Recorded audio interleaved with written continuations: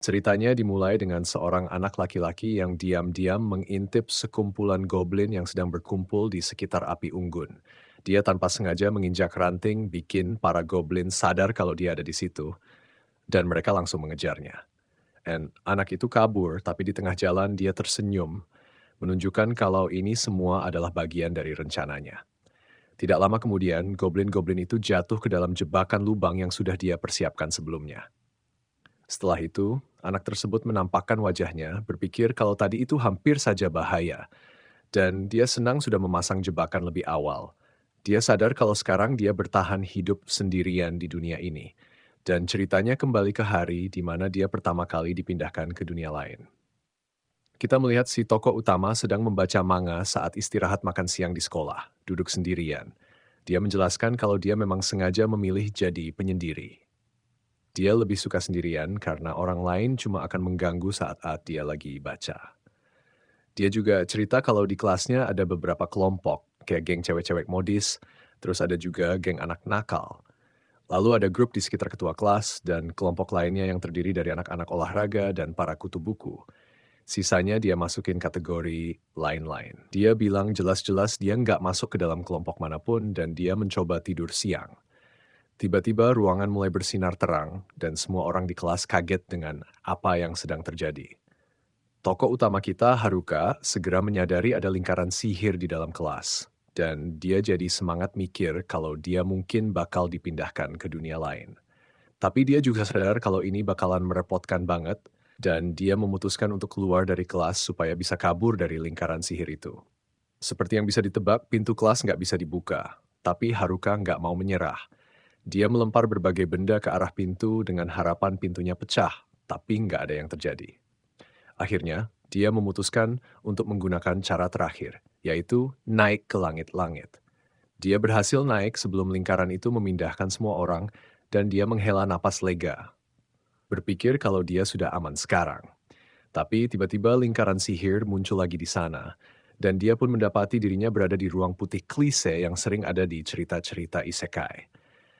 Dia memperhatikan tempat itu kosong banget, dan dia berpikir kalau ini biasanya waktunya raja, putri, atau dewa muncul. Lalu, dia melihat seorang pria tua yang tampak sama kesepiannya seperti dia. Pria tua itu mendekati Haruka dengan wajah panik, dan dari gumamanya, Haruka tahu kalau dia adalah dewa dari dunia lain. Kakek dewa itu menjelaskan kalau teman-teman sekelasnya sudah dipindahkan ke dunia lain, dan dia kaget karena ternyata dia lupa satu orang. Haruka tertawa mendengar fakta kalau dewa itu bahkan gak sadar dia sembunyi di atas langit-langit. Dewa itu buru-buru menyuruh Haruka untuk cepat-cepat memilih skill, karena dia harus segera mengirimnya ke dunia lain. Haruka kemudian ditunjukkan daftar panjang skill, dan dia sadar kalau semua skill cheat udah diambil sama teman-teman sekelasnya, menyisakan skill yang gak berguna. Dengan sedikit menghela napas, dia melihat skill yang tersisa dan menemukan skill bernama Das. Skill ini memungkinkan dia untuk menambahkan 1 poin ke salah satu statnya kalau dia mendapatkan 2 angka 6 di dadu. Kemudian, dia memeriksa kemampuan bertarung dan cuma tersisa yang menurutnya cukup konyol. Dia juga melihat perlengkapan awal dan menemukan hanya ada set Villager Ace yang kelihatan sangat biasa dan beberapa lensa kontak. Untuk urusan kemampuan lain, yang tersisa hanyalah soal temperatur, pengemasan, berat, dan gerakan. Sihir yang tersisa juga cuma soal kesehatan umum dan berjalan, yang semuanya terasa sangat tidak berguna. Untuk pilihan pekerjaan, Haruka cuma punya shut-in dan neat, yang artinya kurang lebih cocok buat seseorang yang suka menyendiri. Sedangkan untuk traits atau sifat-sifat, dia cuma dapat corporate proactiveness, semangat ala karyawan kantoran, master of none, jago semua, ahli nggak ada, dan yang paling konyol, amazing blockhead, bego luar biasa, yang menurut Haruka emang pas banget buat dirinya. Melihat betapa nggak bergunanya judul-judul dan kemampuan yang tersisa, Haruka langsung naik darah. Dia mengguncang si dewa dengan marah sambil ngomel kalau dengan skill-skill ini, dia bahkan nggak bakal bisa selamat dari desa pemula.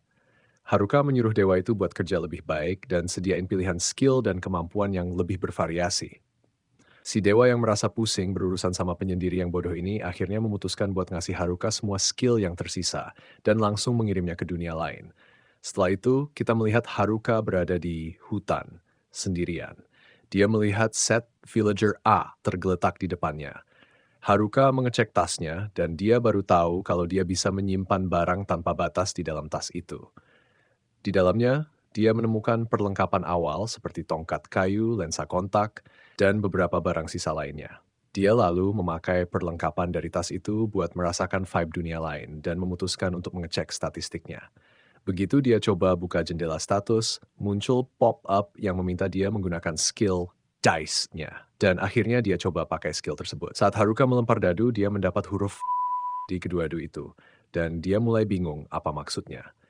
Dia nggak bisa menebak apa arti dari huruf tersebut. Lalu muncul pertanyaan skill mana yang ingin dia tingkatkan dengan poin yang didapat. Dia berpikir kalau menaikkan stat dasar aja nggak akan membantunya bertahan hidup di dunia ini. Jadi dia memutuskan untuk menghabiskan semua poinnya di lut. Kemudian, jendela statistiknya terbuka di depan dia, dan dia sadar kalau statnya sudah maksimal. Dia juga baru sadar kalau huruf tadi berarti maximal. Haruka juga melihat semua skillnya yang nggak berguna dan mengecek kalau ternyata dia punya 2 skill tambahan. Salah satunya adalah skill loner, yang bikin dia cuma bisa hidup sendirian dan nggak bisa membentuk party. Skill lainnya adalah servitude, yang memungkinkan dia untuk memerintah orang lain. Haruka langsung menyadari kalau dia nggak bakal bisa bikin harem di dunia ini karena skill-skill jelek tersebut. Dan dia bertanya-tanya kenapa teman-teman sekelasnya nggak ada di sekitarnya. Tapi dia berpikir kalau itu nggak penting, toh dia juga nggak bisa membentuk party. Setelah itu, dia pergi sambil mikirin cara buat bikin base operasi. Saat menjelajahi hutan, dia merasa pandangannya agak terganggu karena terlalu banyak pohon. Dan dia ingat kalau dia punya lensa kontak di dalam tasnya. Haruka memasang lensa kontaknya, dan begitu dia memakainya, dia langsung bisa melihat nama-nama semua tumbuhan dan benda di sekitarnya. Dia menyadari kalau lensa kontak ini memberinya skill appraisal. Dan dia berpikir kalau skill ini benar-benar membuka seluruh dunia ini untuknya. Dia lalu menemukan beberapa jamur yang bisa dimakan, dan ternyata jamur ini juga punya efek meningkatkan kemampuan tersembunyi. Haruka langsung memasukkan semuanya ke dalam tasnya, karena tasnya bisa menyimpan barang tanpa batas. Dia berpikir kalau dengan kemampuan ini, dia bisa menemukan apa saja yang dia butuhkan. Kemudian dia menemukan sebuah sungai, mengisi botol airnya, dan memuaskan dahaganya. Saat melanjutkan perjalanan, dia menemukan sebuah gua dan berhenti di pintu masuknya. Dia berdoa agar tidak ada monster di dalam, lalu memutuskan untuk masuk. Gua itu ternyata cukup luas dan nyaman nih, dan dia mulai berpikir kalau tinggal di sini mungkin ide yang bagus, apalagi dia punya tenda dan lentera di dalam tasnya. Haruka lalu menggunakan beberapa daun kering dan ranting yang dia ambil sebelumnya untuk membuat api menggunakan sihir kontrol suhu miliknya. Dia berpikir api ini akan cukup untuk mengusir-usir binatang buas, dan sebelum tidur, dia memutuskan untuk mengecek statistiknya lagi. Haruka melihat kalau sihir kontrol suhunya telah naik level, dan sekarang dia bisa menggunakan sihir api. Dia juga mendapatkan skill baru seperti clairvoyant sight, penglihatan tembus pandang, presence detection, deteksi keberadaan, dan enemy tracking, pelacakan musuh. Dia berpikir mungkin skill-skill itu muncul karena semalaman dia terus waspada terhadap monster. Sambil sedikit khawatir, dia mulai tertidur, bertanya-tanya apa yang harus dilakukan kalau monster benar-benar muncul. Namun saat bangun keesokan harinya ternyata nggak ada masalah sama sekali. Haruka menjelaskan kalau ini mungkin karena dia punya barang-barang yang bisa mengusir monster. Ditambah lagi pekerjaan shut-in-nya melindungi ruang hidupnya. Dia mulai merasa lapar dan menyalakan api menggunakan sihir apinya yang baru untuk memasak jamur dan daging kering dengan sedikit bumbu. Saat memakan hidangan itu, dia berpikir ini enak juga dan menyadari kalau set villager A ini benar-benar berguna karena dilengkapi dengan wajan dan beberapa pisau. Melihat semua perlengkapannya, dia mulai bertanya-tanya, apakah villager A ini sebenarnya seorang villager biasa atau survivalist ahli bertahan hidup? Setelah makan, Haruka mulai berpikir tentang apa yang harus dia lakukan selanjutnya. Dia menjelajahi hutan sambil memutuskan kalau gua itu memang tempat tinggal yang cocok untuk sekarang. Dia menyadari bahwa set Villager A ini benar-benar menjadi basis operasinya untuk sementara waktu. Dan sekarang yang perlu dia lakukan adalah mengambil langkah-langkah pengamanan. Dalam perjalanannya, dia menemukan beberapa herbal dan lebih banyak jamur, sambil berpikir bahwa monster akan menjadi masalah terbesar yang harus dihadapinya. Haruka kemudian mendeteksi kehadiran beberapa makhluk, dan ternyata ada dua goblin. Dia mulai panik, tapi segera sadar kalau goblin-goblin ini bukan ancaman besar, meskipun statistik mereka lebih tinggi dari yang dia duga. Haruka mulai bertanya-tanya apakah dia bisa menang melawan mereka dan merasa dia nggak punya pilihan selain bertarung jika ingin terus menjelajah. Dia mencoba membungkus tongkatnya dengan kemampuan packingnya, yang bisa membalut semua benda dengan sihir dan memberikan mereka berbagai kemampuan tambahan. Dia merasa ini berhasil cukup baik dan memutuskan untuk bekerja keras agar bisa melampaui teman-teman sekelasnya yang punya skill cheat. Dia kemudian menyerbu goblin-goblin itu dengan tongkat bercahaya miliknya dan berhasil mengalahkan satu dengan mudah. Goblin yang satunya menyerang, tapi gerakan mereka terlalu monoton, jadi Haruka berhasil menghindar dan menaklukkan goblin itu dengan sinar yang keluar dari tongkatnya. Hari mulai beranjak sore, dan Haruka pergi membersihkan diri di sungai. Dia merasa senang karena berhasil selamat dari pertarungan pertamanya dan berpikir bahwa hari ini adalah hari yang baik. Haruka kembali ke gua dengan perasaan lelah, lalu makan beberapa jamur untuk mengisi tenaganya. Dia melihat sebuah pentungan kayu yang dia dapat dari goblin tadi, dan berpikir kalau benda ini belum pernah dipakai tapi tetap nggak berguna. Karena jangkauannya yang terlalu pendek dan agak berat untuknya, Haruka merasa tongkat goblin itu nggak sebanding dengan tongkatnya. Dia memeriksa statistiknya dan menemukan bahwa dia sudah naik level. Dia merasa aneh karena hanya baru saja mengalahkan beberapa monster dengan tongkatnya, tapi dia tetap senang. Di antara statistik yang baru saja dia periksa, dia melihat skill baru bernama Magic Infusion, sihir. Dan dia juga menyadari bahwa level calisthenics, kebugarannya juga meningkat. Adegan kemudian beralih ke hari ketiga dan Haruka sudah mulai bosan makan jamur setiap hari. Dia merindukan daging dan teringat bahwa ketua kelasnya pasti akan marah jika dia mengungkapkan keinginan itu. Dengan susah payah, dia menelan jamur yang tersisa, lalu memeriksa skill Magic Infusion yang didapatnya beberapa hari lalu. Dia menemukan bahwa skill ini bisa membungkus tubuhnya dengan sihir dan meningkatkan kekuatannya. Selain itu, skill ini juga meningkatkan kontrol fisik dan pertahanan sihirnya. Haruka lalu menyadari bahwa skill appraisalnya Ju juga sudah naik ke level 2, dan sekarang dia bisa melihat beberapa tanda tanya di benda-benda yang dia coba untuk dinilai. Melihat ini, dia mulai bertanya-tanya apakah skill appraisalnya justru mengalami penurunan alih-alih peningkatan. Haruka menghentikan pikirannya dan pergi ke hutan untuk berlatih sihir. Namun, dia segera terganggu oleh sebuah jamur dan merasa kecewa karena tidak menemukan daging. Dia bertanya-tanya mengapa daging tidak tumbuh di pohon dan akhirnya ingat bahwa dia keluar untuk berlatih sihir. Dengan semangat, dia mengaktifkan skill Magic Infusion-nya sekali lagi dan mulai berlari-lari di hutan, merasakan tubuhnya jadi ringan. Dia menyadari bahwa ketangkasan, dexterity-nya juga meningkat pesat. Saat berkeliling, dia melihat beberapa goblin yang sedikit lebih kuat daripada yang dia hadapi sebelumnya. Dengan percaya diri, dia berhasil mengalahkan mereka lebih mudah daripada kemarin. Dia berpikir mungkin sekarang dia bisa melawan 3 goblin sekaligus. Namun saat dia menemukan 3 goblin kekar, instingnya langsung mengatakan untuk bersembunyi. Dia dengan hati-hati mundur, menyadari posisinya, lalu melanjutkan perburuan goblin di siang hari dan belajar sihir di malam hari selama beberapa hari berikutnya. Di hari kelima, Haruka berhasil mengalahkan goblin dengan satu pukulan, dan dia pun memutuskan untuk merenovasi guanya menjadi lebih nyaman dengan menambah pintu gerbang dan beberapa perabotan sederhana. Setelah itu, dia kembali ke hutan untuk berlatih sihir lagi. Setelah itu, Haruka akhirnya berhasil berburu kelinci di malam hari untuk mendapatkan daging, dan dia merasa senang karena berhasil menangkap hewan itu. Dia berpikir, akhirnya bisa makan daging hari ini. Namun, tiba-tiba dia merasakan ada seseorang mendekat. Ternyata itu adalah kelompok cewek dari kelasnya, dan dia tidak ingin terlibat dengan mereka. Dia juga merasakan lebih banyak orang di sekitarnya dan mengenali para delinquent yang juga ingin dia hindari. Dengan menggunakan kemampuan clairvoyance-nya, Haruka menyadari bahwa kelompok-kelompok lain dari kelasnya juga ada di sana, termasuk kelompok ketua kelasnya. Meskipun dia tidak ingin terlibat dengan kelompok lain, dia berpikir bahwa seharusnya dia setidaknya menyapa ketua kelasnya. karena dia sudah mengenalnya sejak tahun pertama sekolah dasar. Namun dia cepat-cepat menghentikan pemikiran itu, merasa tidak ingin bersikap seperti orang yang terlalu mengagumi.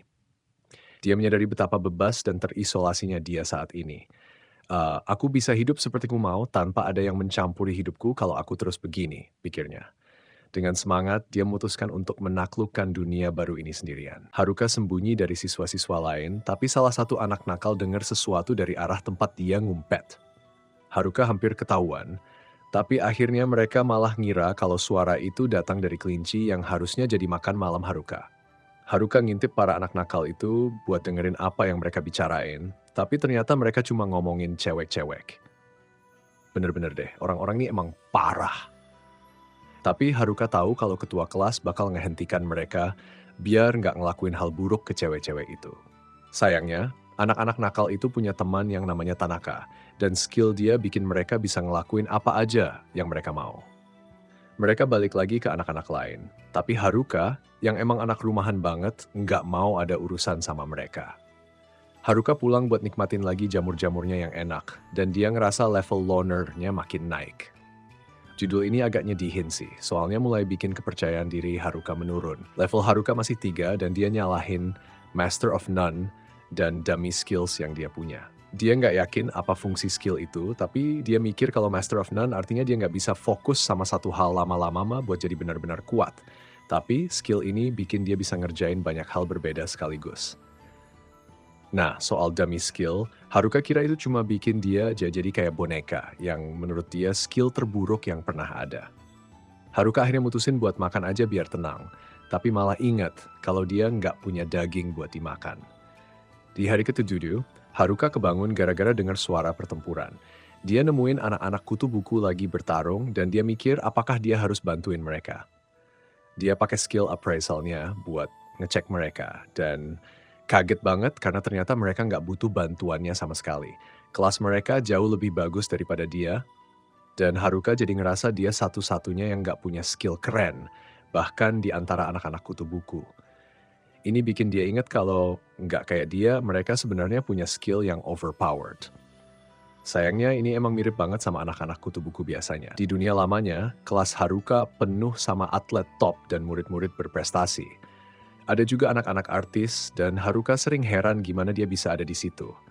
Haruka mikir kalau kutu buku ini bisa jaga diri sendiri, tapi dia lihat ada monster kecil yang diam-diam ngendap-ngendap di belakang mereka. Karena dulu Haruka pernah temenan sama mereka di kelas, dia mutusin buat bantuin. Kutu buku itu makasih sama Haruka, jadi Haruka tunjukin gua kerennya ke mereka, dan mereka kagum lihat betapa mewahnya tempat itu.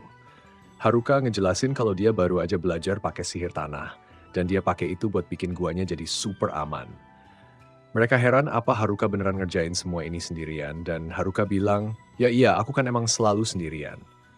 Haruka jadi penasaran kenapa kutu buku itu nggak bareng sama siswa lain, dan dia kaget pas mereka bilang kalau mereka lagi kabur. Semuanya dimulai waktu semua orang ditransportasi ke dunia lain sebelum Haruka.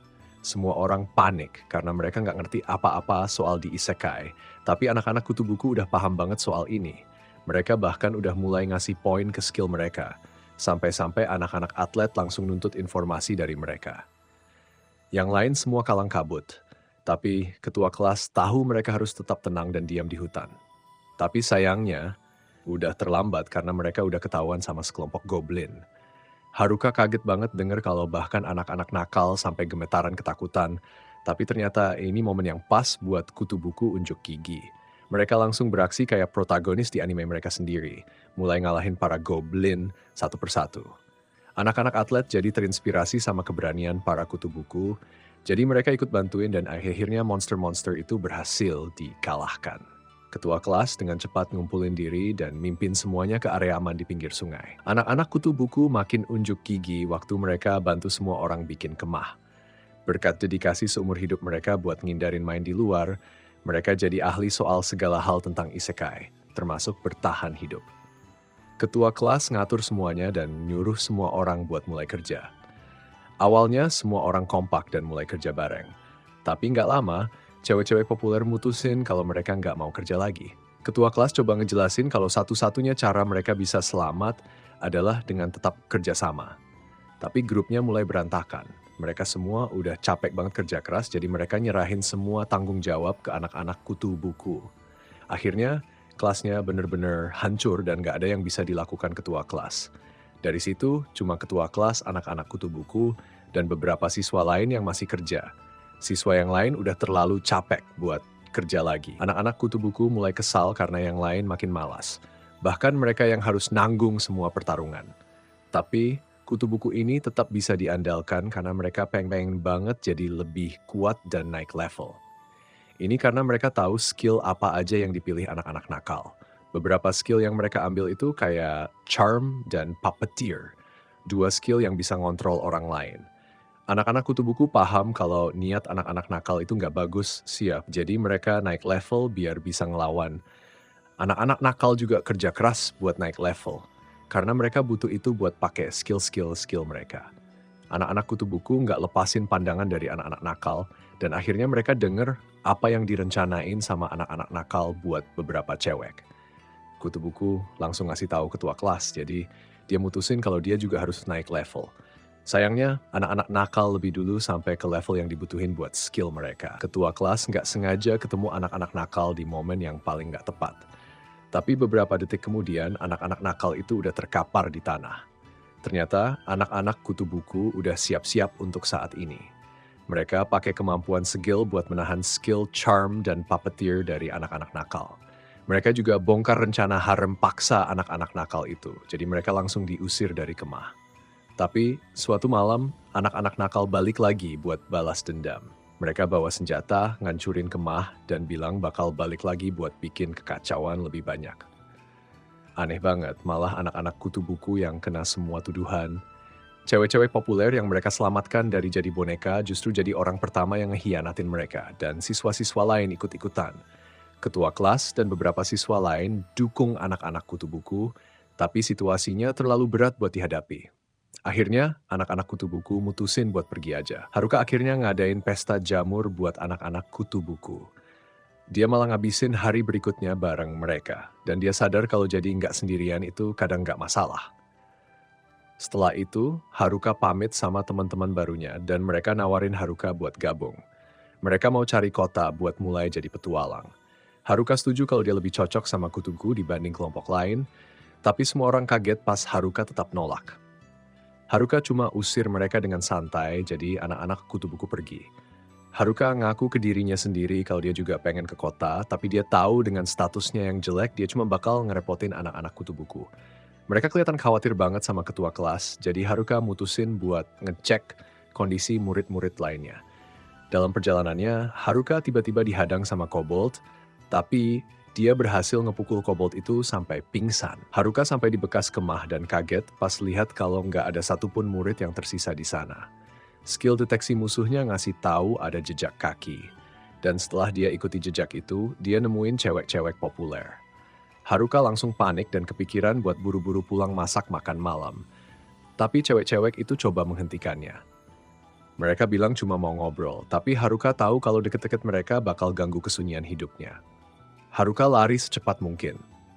Tapi dia kaget waktu cewek-cewek itu minta dengan sopan sambil bilang, tolong. Cewek-cewek itu jelasin kalau mereka lagi nyari anak-anak kutu buku, tapi Haruka mikir kalau mereka cuma mau nyuruh kutu buku kerja lagi. Namun, Haruka benar-benar kaget waktu cewek-cewek itu bilang mereka mau minta maaf ke anak-anak kutu buku. Mereka baru sadar kalau hidup mereka diselamatkan sama kutu buku. Haruka tahu banget kalau cewek-cewek ini nggak pernah minta maaf seumur hidup mereka. Haruka menjelaskan bahwa nggak mungkin mereka bisa ngejar anak-anak kutu buku. Tapi cewek-cewek itu masih penasaran dan pengen tahu kemana mereka pergi. Haruka juga ngejelasin kalau mereka nggak bakal selamat keluar dari hutan dengan kondisi mereka sekarang. Soalnya mereka bahkan nggak bisa berantem. Cewek-cewek itu langsung kelihatan putus asa, tapi Haruka nuntut. Apa ini artinya? Kalian bakal nyerah gitu aja? Dia nanya dengan tegas apakah mereka benar-benar serius mau minta maaf ke anak-anak kutu buku, dan Haruka kepikiran kalau dia perlu ngetes keseriusan cewek-cewek ini demi anak-anak kutu buku. Tapi, taktik Haruka malah backfire, karena cewek-cewek itu langsung nangis. Mereka cuma pengen minta maaf ke kutu buku, tapi sekarang malah takut bakal dimakan monster. Haruka bingung banget gak paham apa yang terjadi. Tapi cewek-cewek itu akhirnya ngemis-ngemis minta Haruka buat ngajarin mereka cara bertahan hidup sampai mereka bisa ketemu kutu buku. Haruka tanpa sadar bilang iya, dan ini malah ngaktifin skill domination miliknya. Sekarang dia jadi penguasa cewek-cewek itu. Haruka bingung banget, kok bisa kejadian kayak gini? Sekarang, cewek-cewek itu ngikutin dia kayak anak anjing hilang dengan tatapan kosong yang bikin merinding. Yang lebih serem, mereka bisa dengan gampang mengalahkan musuh tanpa mengucapkan sepatah kata pun. Mereka bahkan bawa kristal yang dijatuhin monster seolah-olah mereka pulang bawa frisbee. Haruka berusaha nyembuhin mereka, tapi malah mereka yang nyembuhin dia, padahal dia nggak butuh. Haruka takut banget sama apa yang bakal dikatakan ketua kelas kalau dia ngeliat ini. Dan dia mikir keras tentang cara untuk membatalkan skill dominasi ini. Tiba-tiba ketua kelas nemuin dia, tapi Haruka lagi fokus banget nyari solusi sampai dia nggak sadar dia ada di situ. Dia baru sadar setelah ketua kelas maksa dia buat ngakuin kehadirannya. Sementara itu di tempat lain, para delinquent lagi nyusun rencana mereka sendiri. Mereka udah memutuskan bahwa langkah pertama adalah menyingkirkan masalah terbesar mereka,